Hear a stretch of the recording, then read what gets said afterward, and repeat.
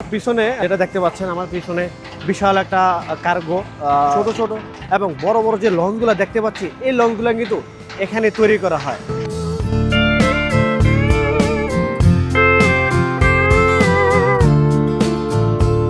আমার বাসা হলো এখানে। সকাল সন্ধ্যা এই ধরনের শব্দগুলো, টুন টুন শব্দগুলো আমি শুনতে থাকি।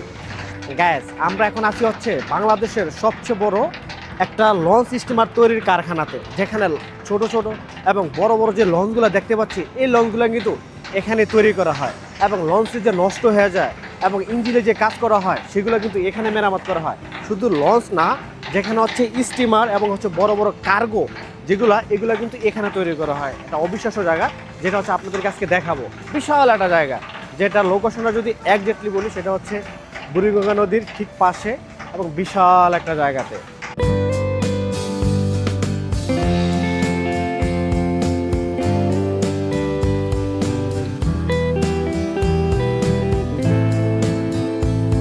পিছনে যেটা দেখতে পাচ্ছেন আমার পিছনে বিশাল একটা কার্গো স্টিমার, তো এটাকে কিন্তু রং করার জন্য কিন্তু এখানে আনছে এবং আমরা দেখতে পাচ্ছি বিভিন্ন শ্রমিক কাজ করতেছে যেটাকে হচ্ছে রং করবে।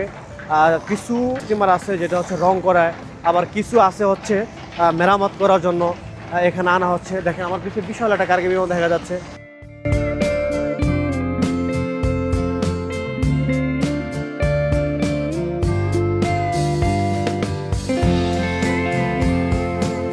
আসলে এখানে সকাল সন্ধ্যা এই ধরনের শব্দগুলো, টুন টুন শব্দগুলো আমি শুনতে থাকি। তো এখানে এই জায়গাটা হলো বড় বড় শিপগুলো আছে, এখানে আসে, ট্রলার আছে, এখানে ঠিক করা হয়, মেরামত করা হয়।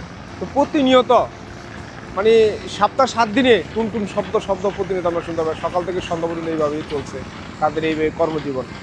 ছোট্ট একটা নৌকা দেখতে পাচ্ছেন, এটা কিন্তু নতুন তৈরি করতেছে।